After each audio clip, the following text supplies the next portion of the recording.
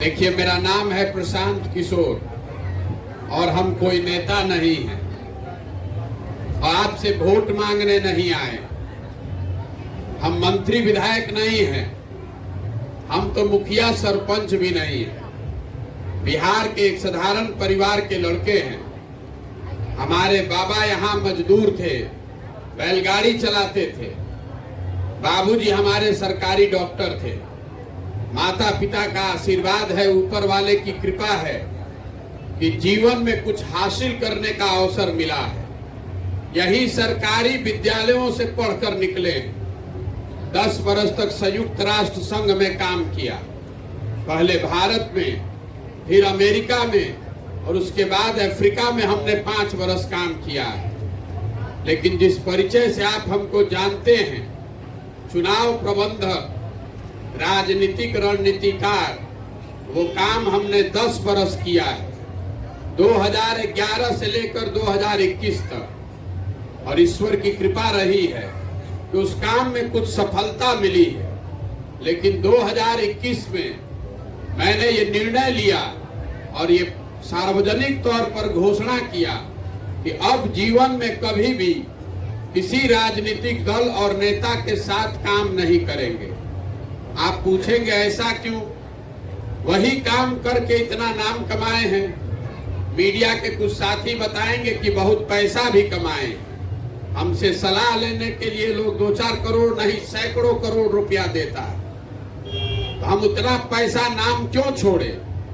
इसलिए छोड़ा कि 10 वर्ष बड़े बड़े दल और नेताओं के साथ काम करके बहुत नजदीक से देखा।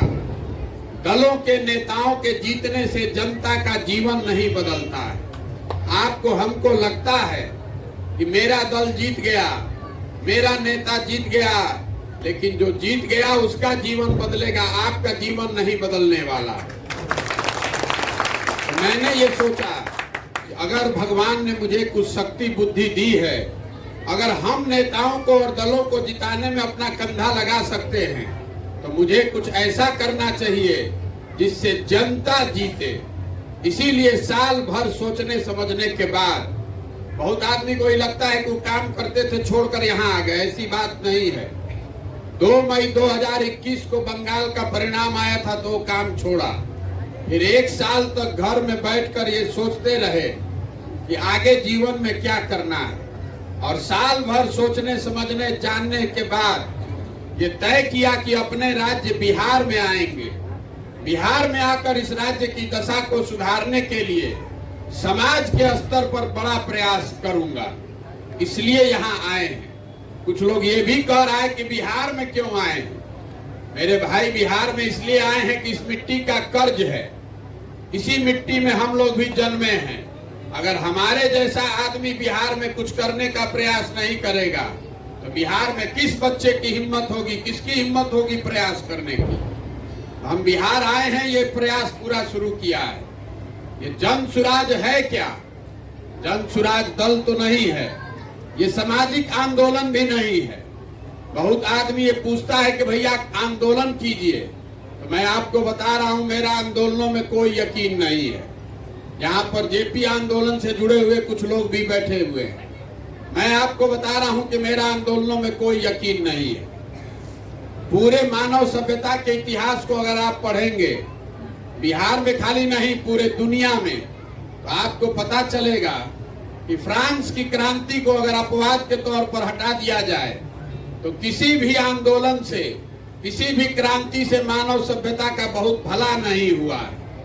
क्रांति और आंदोलन ऐसा हथियार है जिससे आप लोगों को सत्ता से हटा सकते हैं, बड़े से बड़े सल्तनत को उखाड़ सकते हैं, लेकिन नए समाज का सृजन नहीं हो सकता है।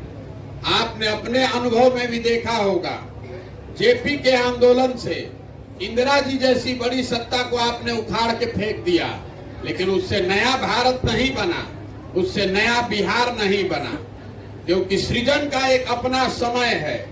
पौधे को पेड़ एक दिन में नहीं बनाया जा सकता है।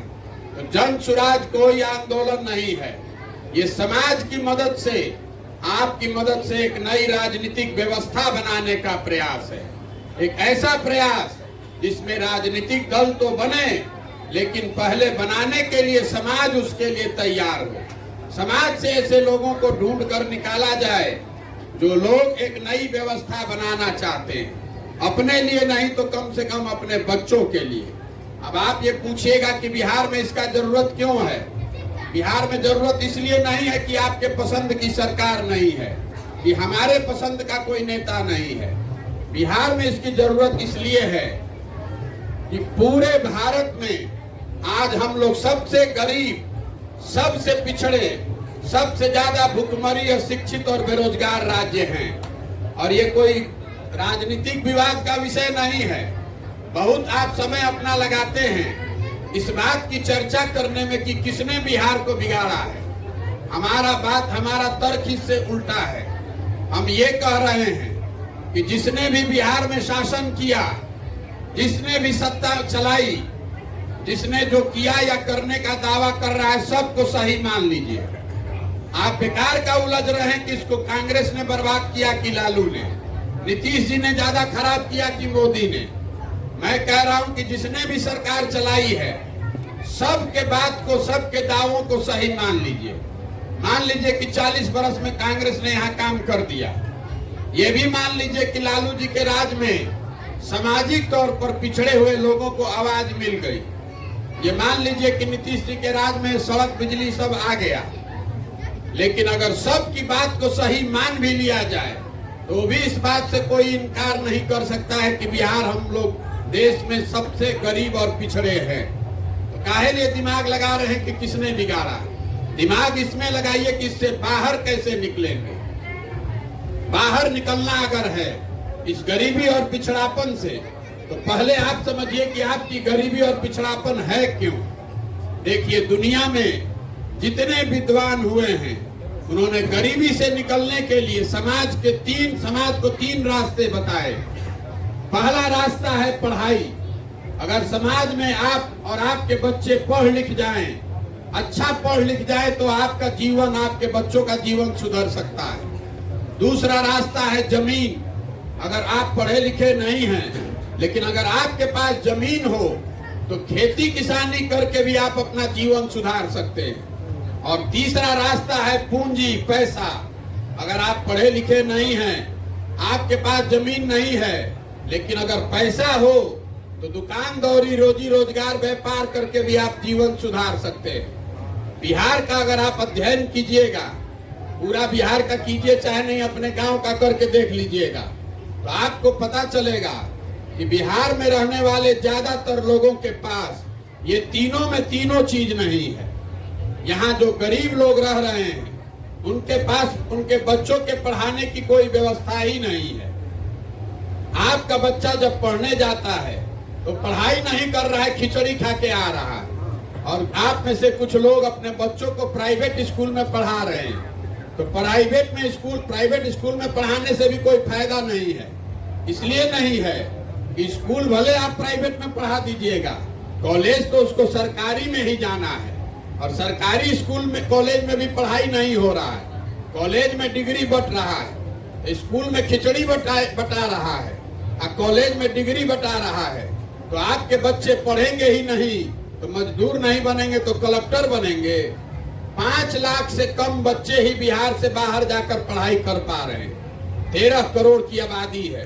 तो ज्यादातर लोगों के बच्चों के पास अच्छी शिक्षा का अवसर नहीं है। तो पढ़ाई का जब साधन है नहीं, तो दूसरा रास्ता आपके पास बचा खेती। खेती से बिहार का सुधार क्यों नहीं हो रहा है? खेती से बिहार का सुधार इसलिए नहीं हो रहा है कि बिहार में पिछले 75 साल में सरकार चाहे जिसकी भी रही, भूमि सुधार के लिए कोई प्रयास नहीं किया गया। नतीजा ये है कि बिहार में 60% लोगों के पास, 100 में 60 आदमी के पास एक धूर जमीनें नहीं है। देश में सबसे ज्यादा भूमिहीन लोग बिहार में हैं। लेकिन उससे ज्यादा परेशानी इस बात से है कि जिन 40 लोगों के पास जमीन है, उस 40 में से 35 आदमी 2 बीघे से कम का मालिक है। तो बिहार में जो आप और हम खेती करते हैं, ये कमाने वाली खेती नहीं है, ये खाने वाली खेती है। आपके खेत में उतना ही उपज रहा है कि आपका और आपके बाल बच्चों का पेट भर जाए, उस खेती से आमदनी का उपाय नहीं है। आप देखते होंगे बिहार में गेहूं का खेती आदमी किया है, उसमें सरसों तीसी छींट दिया, इसलिए नहीं कि सरसों बेच के पैसा कमाएगा, सरसों इसलिए छींटा है कि तेल उसको खरीदना नहीं पड़े। सरकारी आंकड़े ये बता रहे हैं कि बिहार में खेती करने वाले सिर्फ 4 से 5% लोग ही खेती से आमदनी कर पा रहे हैं। बाकी आदमी खेती करके चाहे अपने बाल बच्चों का पेट भर रहा है या फिर खेत में मजदूर है। तो शिक्षा आपके पास है नहीं, खेती आपके पास है नहीं, तीसरा रास्ता बचा पूंजी। अगर यहाँ लोगों के पास पैसा होता तो खेती पढ़ाई नहीं भी है तो आप भी कोई दुकानदौरी कर लेते, कुछ नहीं है तो भैंसे गाय पाल लेते। वो क्यों नहीं कर पा रहे हैं? वो इसलिए नहीं कर पा रहे हैं कि बिहार में 13 करोड़ लोग रहता है और 80% आदमी, 100 में 80 आदमी दिन में 100 रुपया नहीं कमा रहा है, 100 रुपया से कम कमा रहे हैं लोग। तो जब आप 100 रुपया से कम कमाइएगा तो आप उसमें खाइएगा क्या, बच्चे को क्या खिलाइएगा और पूंजी कहां से लाइएगा? तो आपके पास पढ़ाई है नहीं, जमीन है नहीं, पूंजी है नहीं, तो गरीबी से निकलिएगा कैसे? इसीलिए आप देखते हैं बिहार में पीढ़ी दर पीढ़ी गरीबी से लोग निकल नहीं पा रहा है। वोट जिसको देना है दे दीजिए, जो कोई सरकार आ जाए, कोई योजना चला दे, बिहार से गरीबी खत्म नहीं होने वाली है। चाहे जितना रोड बन जाए, बिजली पहले नहीं थी, बिजली अब आ गई है, उससे गरीबी थोड़े ना खत्म हो जाएगा। पहले रोड टूटा हुआ था, रोड कुछ सुधर गया, उससे गरीबी नहीं खत्म होगी। गरीबी तब तक नहीं खत्म होगी जब तक यहाँ लोगों के बच्चों के पढ़ने की अच्छी व्यवस्था ना हो। गरीबी तब तक खत्म नहीं होगी जब तक यहाँ भूमिहीनों को जमीन नहीं दिया जाए, खेती किसानी को आमदनी वाला न बनाया जाए। और गरीबी तब तक नहीं खत्म होगी जब तक यहाँ घर घर पूंजी उपलब्ध करा के लोगों को स्वरोजगार का अवसर नहीं दिया जाए। तब आप कहिएगा कि भैया इसमें नई बात क्या है, ये तो 3 बात सब जानता है, सरकार क्यों नहीं कर रही है? आपको लग रहा है कि जो आपने नेता चुना है वो सरकार अच्छी नहीं है इसलिए ये काम नहीं हो रहा है। तो आप अपना भ्रम ये हटा दीजिए दिमाग से। हम अभी आपको 2 मिनट में बताएंगे कि ये बात में दम नहीं है। आपसे अभी एक सवाल पूछेंगे, आपको सबको जवाब देना है, हाथ उठा के हाँ चाहे ना।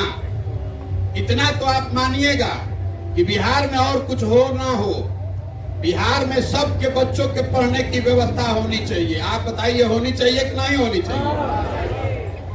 सबके हाथ उठावे के बाद कथा सुनने नहीं आए हैं आप, फिर से हम पूछ रहे हैं, बिहार में और कुछ हो चाहे नहीं, आपके हमारे सबके बच्चों के पढ़ने की व्यवस्था होनी चाहिए कि नहीं होनी चाहिए? सब ने हाथ उठाया है, पढ़ाई होनी चाहिए, पढ़ाई की व्यवस्था होनी चाहिए। आप लोग सब हमसे होशियार हैं। अब अपने अपने बच्चों का चेहरा याद कर लीजिए और दिल पर हाथ रखिए और बताइए आप में से किसने अपने बच्चों के पढ़ाई के लिए जीवन में वोट दिया है? जिसने दिया है तो हाथ उठाइए। एक भी हाथ किसी ने नहीं उठाया। यही आपके दुर्दशा का कारण है। जो आपको मालूम है, आपको किसी प्रशांत किशोर, किसी नेता की जरूरत नहीं है। अभी आपने बताया कि आपको मालूम है कि आपके बच्चों के पढ़ने की व्यवस्था होनी चाहिए, लेकिन आप पढ़ाई के लिए वोट नहीं देते। तो जब आप पढ़ने के लिए वोटे नहीं दे रहे हैं, जिस ताला को खोलना है उसका चाबी लगाइएगा नहीं, तो लोकतंत्र में वो मिलेगा कैसे? आप में से कुछ लोग ये कहेंगे कि अगर पढ़ाई पर भैया वोट दे भी दें तो भी बिहार नहीं, नेता काम नहीं करेगा। तो ये आपका ये भी भ्रम अभी दूर करते हैं। आपको लग रहा है कि आप वोट ठीक दे रहे हैं, नेता काम नहीं कर रहा है। हम आपको बता रहे हैं कि नेता आपको नहीं ठग रहा है। अगर आपको नेता ठगता तो एक बार ठगता, दूसरा बार आप जान जाते, 2 बार ठगता, तीसरा बार आप जान जाते। लेकिन अगर 50 बरस से आपकी दुर्दशा है तो कहीं ना कहीं गलती अपनी समझ में है। गलती ये है कि जो बात अभी दुर्गा जी बता रहे थे, लोकतंत्र की जो ताकत है वो इस पर नहीं है कि वोट आपने किसको दिया। लोकतंत्र में इस बात का महत्व है कि वोट आपने किस चीज के लिए दिया। देखिए बिहार में बड़ी कुव्यवस्था भ्रष्टाचार है, लेकिन हम अभी आपको बता रहे हैं कि जिस चीज के लिए भी आपने वोट दिया है हर चीज आपको मिल रही है। हम लोगों ने बिहार में घर घर से वोट दिया है मोदी जी को 5 किलो अनाज पर। तो बिहार में कितना भी भ्रष्टाचार है, कितना भी चोरी है, तो 1 किलो चोरी करके 4 किलो अनाज मिल रहा है कि नहीं मिल रहा है? बताइए भैया, मिल रहा है कि नहीं 4 किलो अनाज? हमने वोट दिया है, हमने वोट दिया है राम मंदिर बनाने के लिए। तो बिहार में नाली गली सड़क फैक्ट्री स्कूल बने चाहे नहीं, अयोध्या में राम मंदिर बन रहा है कि नहीं बन रहा? हमने नीतीश कुमार को वोट दिया है बिजली आने के लिए। तो बिजली का बिल चाहे 5,000 आए कि 10,000, घर घर बिजली आया है कि नहीं आया है? हमने वोट दिया है मोदी जी का चेहरा देख के। तो आपके बच्चा का चेहरा चाहे मुरझाया हो, मोदी जी का चमकता हुआ चेहरा रोज टीवी पर देखने को मिल रहा है कि नहीं मिल रहा है? हमने वोट दिया है जात के नाम पर। तो बिहार में और किसी बात की चर्चा हो चाहे नहीं, घर घर जात की चर्चा और गिनती हो रही है कि नहीं हो रही है? हमने वोट दिया है मोदी जी के भी गुजरात के विकास का कहानी सुन के। तो गुजरात में विकास हो रहा है, गुजरात के फैक्ट्रियों में आपके बच्चे जाकर मजदूरी कर रहे हैं कि नहीं कर रहे हैं? तो किस चीज पर आपने वोट दिया है जो आपको नहीं मिला है, हमको बता दीजिए। काहे लिए अपने को बुर्बक बना रहे हैं, सबको बेवकूफ बना रहे हैं? आपने वोट नहीं दिया है अपने बच्चों के पढ़ाई के लिए, आपने वोट नहीं दिया अपने बच्चों के रोजगार के लिए, आपने वोट नहीं दिया अपने फसल के दाम के लिए, तो मिलेगा कैसे? यही बताने चले। आज से वोट नहीं मांग रहे हैं, पैदल इसलिए चल रहे हैं कि गांव गांव जाकर आपको हाथ जोड़कर ये बात समझाएं कि अगर आप अपने और अपने बच्चों की चिंता नहीं कीजिएगा तो कोई दल, कोई नेता, कोई विचारधारा आपके बच्चों की चिंता नहीं करेगा। काहे करेगा भाई? हम पैदल चल रहे हैं आज 225 दिन से, 150 लड़के साथ में दौड़ते हैं। आधे से ज्यादा बच्चों के शरीर पर कपड़ा नहीं है, आपके छोटे छोटे बच्चों के पैर में हवाई चप्पल नहीं है। आपका बच्चा स्कूल में जा रहा है पढ़ने तो पिलुआ वाला खिचड़ी खा के घरे आ रहा है।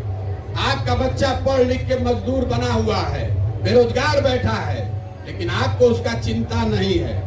आपको तो चिंता है भारत पाकिस्तान पुलवामा का, आपको चिंता है अपने जात का, आपको चिंता है मंदिर मस्जिद का, आपको अपने बच्चों की चिंता नहीं है। तो यही हम आपको बता रहे हैं, वोट जिसको देना है दीजिए, हमको आपका वोट नहीं चाहिए। इतने हाथ जोड़कर समझा रहे हैं कि वोट देते समय स्वार्थी बनिए। नेता आके कहता है वोट दीजिए देश के लिए, कोई कहता है वोट दीजिए जात के लिए, कोई कह रहा है वोट दीजिए बिहार के लिए। हम कह रहे हैं कि वोट देते समय आप स्वार्थी बनिए, वोट दीजिए अपने बच्चों के भविष्य के लिए, अपने बच्चों के लिए वोट दीजिए। अगर आप नहीं दीजिएगा तो आपके बच्चों की चिंता कोई नहीं करेगा। बहुत आदमी यहाँ मोदी जी का भक्त बैठा है, मोदी जी को वोट दिया है, हम भी वोट दिए हैं। 14 में मोदी जी का हम ही प्रचार कर रहे थे। बिहार में, यूपी में आधा से ज्यादा आदमी मोदी जी का नाम नहीं जानता था। आज हमसे उलझा हुआ है कि तारा बुझात नहीं के मोदी जी से ही देश का कल्याण होगा। अब हम उनसे बहस नहीं करना चाहते हैं, लेकिन जितना यहाँ मोदी जी का वोटर है, आपको एक खुली चुनौती देना चाहते हैं। मोदी जी 9 वर्ष से प्रधानमंत्री हैं। मोदी जी के आने से, प्रधानमंत्री बनने से बिहार का विकास हुआ चाहे नहीं, उसको छोड़ दीजिए। मोदी जी के प्रधानमंत्री से बिहार में फैक्ट्री लगा कि नहीं, रोजगार मिला कि नहीं, इसको भी छोड़ दीजिए। 9 वर्ष में मोदी जी ने अगर बिहार के विकास के लिए एक बैठक किया है, इसका आप हमको प्रमाण दिखा दीजिए और हम कल से मोदी जी का झंडा लेकर चलने को तैयार। 9 वर्ष में जिस राज्य ने 40 में से 39 MP जिताकर हम लोगों ने भेजा है, हम लोग एगो बैठक भी नहीं अपने लिए ले पाए हैं। तो आपके हमारे बच्चे, और गलती ये नहीं है कि हम लोग 39 जिताए हैं, गलती ये है कि अभी 5 महीना के बाद चुनाव होगा तो फिर आदमी उछल उछल के वही कमल पर वोट देगा। तो दीजिएगा कमल पर वोट, तो आपके बच्चे गुजरात में मजदूर नहीं बनेंगे तो बिहार में फैक्ट्री के मालिक बनेंगे। आपके बच्चे मजदूर ही बनेंगे। यही बताने के लिए चले। समझ में आए तो बहुत अच्छा, और न समझ में आए तो भी कोई बात नहीं है। एक और बात आपके दिमाग में है, चलते हैं तो सब आदमी कहता है भैया बिहार में जात पात बहुत है, सब नेता जात का राजनीति कर रहा है। तो ये आपका भ्रम है। हम आपको कैमरे पर बता रहे हैं, हर गांव में बताते हैं, बिहार में कोई नेता जात का राजनीति नहीं कर रहा है। ये बात आपको कोई नहीं बताएगा। हम आपको कह रहे हैं कि बिहार में कोई नेता जात का राजनीति नहीं कर रहा है। अभी आपसे पूछेंगे बताइए भैया जात का राजनीति कौन कर रहा है, तुरंत कोई लालू जी का नाम लेगा, कोई मांझी जी का, नीतीश कुमार का नाम लेगा। मान लीजिए कि लालू जी का उदाहरण ले लीजिए। आपको लगता है कि लालू जी जात का राजनीति कर रहे हैं। हम कह रहे हैं कि लालू जी जात का राजनीति कर ही नहीं रहे। लालू जी अगर जात का राजनीति करते तो ये न कहते भाई कि बिहार का मुखिया हर हालत में यादव समाज का ही लड़का होगा और सब यादव जी लोग, आप लोग हमको लालटेन पर वोट दीजिए। लालू जी नहीं न कह रहे हैं। लालू जी ये कह रहे हैं कि हमारा लड़का बिहार का मुखिया होगा और सब यादव जी लोग आप लोग वोट हमको दीजिए। जात का राजनीति कहाँ हुआ? ये तो परिवार का राजनीति है, बेटे का स्वार्थ का राजनीति है। जात में नेता नहीं उलझा है, आप और हम उलझे हैं। लालू जी अकेले नहीं हैं, कोई कुशवाहा का नेता है, कोई पंडित का नेता है, कोई राजपूत का नेता है, कोई दलित का नेता है। जो जिस जात का नेता है, नेता अपना और अपने बच्चे की चिंता कर रहा है। जात में हम और आप अजुराए हैं, इसलिए नेता को दोष मत दीजिए। जात आपके दिमाग में है, नेता के दिमाग में नहीं है। आपसे इतना ही इसीलिए आग्रह कर रहे हैं कि अगर नेता अपने बच्चे की चिंता कर रहा है तो मेरे भाई आप भी अपने बच्चों की चिंता कीजिए, और नहीं कीजिएगा तो लिख कर रखिए, कोई भी आपका जीवन नहीं सुधार सकता है। आदमी कह रहा है कि प्रशांत किशोर आए हैं ये सुधारेंगे, तो जो नेता आता है यही कहता है कि हमको वोट दे दीजिए, हम इसको सुधार देंगे। हम आपको कह रहे हैं कि एगो प्रशांत किशोर को छोड़िए, अगर 10 प्रशांत किशोर आ जाएंगे तब भी बिहार सुधरने वाला नहीं है। जब तक आप नहीं सुधरिएगा, जब तक आप अपने बच्चों के लिए नहीं खड़ा होइएगा, तब तक कोई बिहार को नहीं सुधार सकता है। हम गांव में चल रहे हैं तो आदमी कह रहा है मुखिया जी बड़ा चोर बड़ा। अरे मेरे भाई 500 रुपया लेके मुखिया को वोट दिए आप, मुर्गा भात खा के वोट दीजिएगा आप, पाउच पी के वोट दिए आप, और चिल्ला रहे हैं कि मुखिया चोर है। 500 में आपने अपना ईमान और अपने बच्चों का भविष्य बेचा है, तो आप ही का ना मुखिया है, वो 10,000 में बेच रहा है। जब आप 500 रुपया में अपना ईमान और अपने बच्चों का भविष्य बेच रहे हैं, तो मुखिया जी ने अपनी कीमत 10,000 रुपया लगाई है। तो जब तक आप और हम नहीं सुधरेंगे तब तक कोई बिहार को नहीं सुधार सकता है। एक और अंतिम बात आपको बता रहे हैं, यहाँ बिहार में लोगों को कहने का आदत है भैया विकल्प नहीं है। मेरे भाई विकल्प नहीं है तो विकल्प कौन बनाएगा? विकल्प बनाने के लिए इंग्लैंड से आदमी नहीं आएगा, आपको हमको विकल्प बनाना पड़ेगा। आदमी बकैती से जाता नहीं, कहता है विकल्प कैसे बनाएं, हमारे पास साधन नहीं है, हमारे पास व्यवस्था नहीं है। तो ये जो जन सुराज है ये वही व्यवस्था है, वही संसाधन है। आप संसाधन का चिंता मत कीजिए, व्यवस्था का चिंता मत कीजिए, चुनाव जीतने का चिंता मत कीजिए। वो सारा चिंता अपने भाई अपने बेटे प्रशांत किशोर को छोड़िए, अपने बच्चों के लिए खड़ा हो। बिहार में आदमी को नहीं करना है। हमको कह रहा है कि भैया वो आगे चली, पीछे से हमने के बानी जा तन मन धन से। तो बिहार में आदमी जहां आपको कहा कि हम आपके पीछे हैं तो समझिए कि आपको सूली पर चढ़ाया। यहाँ का आदमी, अरे हमको आपका साथ नहीं चाहिए। जिस समाज में लोग आप जाति और धर्म में पढ़कर अपने बच्चों के साथ नहीं खड़े, आप हमारे साथ खड़ा होइएगा। आप हमको इतना बुर्बक समझते हैं, आप अपने बच्चों के लिए नहीं खड़े हो रहे हैं। आप प्रशांत किशोर के लिए जाति या धर्म छोड़िएगा, नहीं छोड़ सकते हैं। इसीलिए हम हाथ आपको जोड़ रहे हैं कि मेरे साथ नहीं, अपने बच्चों के साथ खड़े होइए। हम आपके पीछे खड़े हो रहे हैं, हम आपकी मदद कर रहे हैं। जो हमको जानता है थोड़ा बहुत भी, उसको मालूम है कि प्रशांत किशोर को और कुछ आए चाहे नहीं, चुनाव लड़ाने आता है। 10 बरस में हमने जिसका हाथ पकड़ा है, जो दल जो जिस नेता का हमने हाथ पकड़ा है, वो भगवान की कृपा से हारा नहीं है। इस बार संकल्प लेकर आए हैं, किसी नेता का नहीं, दल का नहीं, बिहार की जनता का आपका हाथ पकड़े हैं और भरोसा रखिए आपको भी हारने नहीं देंगे। इसलिए नहीं कि हम बहुत होशियार हैं, इसलिए नहीं हारने देंगे कि हमारे माता पिता ने, हमारे गुरुओं ने जो हमको सिखाया है, जिस काम को भी लेते हैं उसको पूरी ईमानदारी और लगन से करते हैं। अभी कोई चुनाव नहीं है, लेकिन 15 घंटा 16 घंटा अपना घर परिवार छोड़ के रात दिन लगे हुए हैं। आप हारिएगा नहीं, लेकिन अपने बच्चों के लिए आप ही को खड़ा होना पड़ेगा, यही बताने चले हैं। अगर समझ में आए तो इससे जुड़िए। इसका नाम क्या है? जन सुराज। सुराज मतलब सुंदर राज। किसका सुंदर राज? आपने सबका राज बनाकर देख लिया। आपने कांग्रेस का राज बनाया, लालू नीतीश मोदी का राज बनाया, कहीं से कोई लाभ नहीं मिला। अब प्रशांत किशोर का राज बनाइएगा तो फिर ठगे जाइएगा। हम भी आपके बच्चों की चिंता नहीं करेंगे। अगर आपको अपनी जिंदगी सुधारनी है तो जनता का राज होना चाहिए, आपका राज होना चाहिए। यही संकल्प लेकर चले हैं। समाज अपने बीच से जिसको भी चुनकर निकालेगा, आप गरीब हैं कि अमीर हैं, अगड़ा है कि पिछड़ा है, हिंदू है कि मुसलमान है, हमको उससे कोई मतलब नहीं है।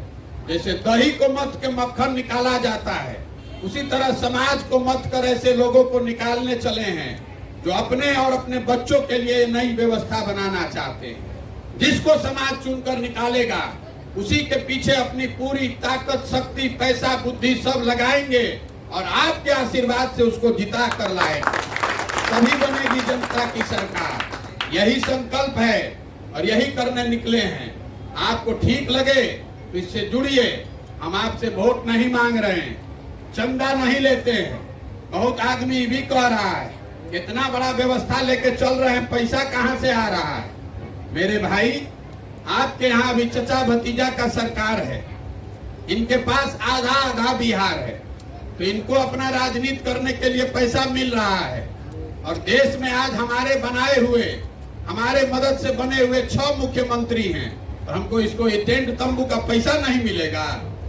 हम पैसा उन लोगों से ले रहे हैं जिन लोगों को जीतने में हमने पिछले 10 साल में मदद किया है। इसलिए ले रहे हैं पैसा कि बिहार में किसी से आदमी से पैसा न लेना पड़े। कोई गरीब का लड़का अगर उसमें काबिलियत है तो पैसे के अभाव में वो पीछे न छूट जाए, इसलिए उनसे मदद ले रहे हैं। और आगे ये व्यवस्था चलती रहे, इसके लिए क्राउड फंडिंग का, पब्लिक से पैसे का ऐसी व्यवस्था बना रहे हैं जो देश ने नहीं देखा होगा। 2011-12 में आपने सोशल मीडिया का नाम नहीं सुना होगा। आज बड़ा धुरंधर बन रहा है सोशल मीडिया का। 11-12 में बिहार के इसी लड़के ने शुरू किया फेसबुक का ट्विटर। अब हम इसको शुरू करने जा रहे हैं। बिहार में हम ऐसी व्यवस्था बना रहे हैं। अभी 6 महीना में आप देखिएगा, साल भर में मोबाइल के जरिए आप 100 रुपया 200 रुपया अपने बैंक से सीधे जन सुराज को दे पाएंगे। मेरा लक्ष्य है 2 करोड़ बिहार के लोगों से 100 रुपया भी अगर ले लिया जाए तो 200 करोड़ रुपया हो गया। किसी से पैसा लेने की, चोरी करने की जरूरत नहीं है।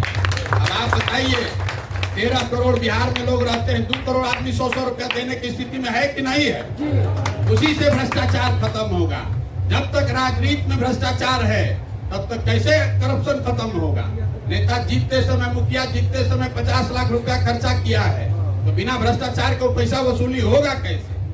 विधायक मंत्री अगर खर्चा करके 10 करोड़ गया है तो बिना पैसा चोरी किए वो भ्रष्टाचार खत्म होगा कैसे? इसीलिए हम व्यवस्था ऐसी बना रहे हैं कि जो नेता चुनाव लड़े, समाज से जो लोग निकाल कर चुनाव लड़ाए जाए, उनको जन सुराज की मदद से उनको लड़ाया जाए, ताकि आपके पास पैसा नहीं हो तो कोई बात नहीं है।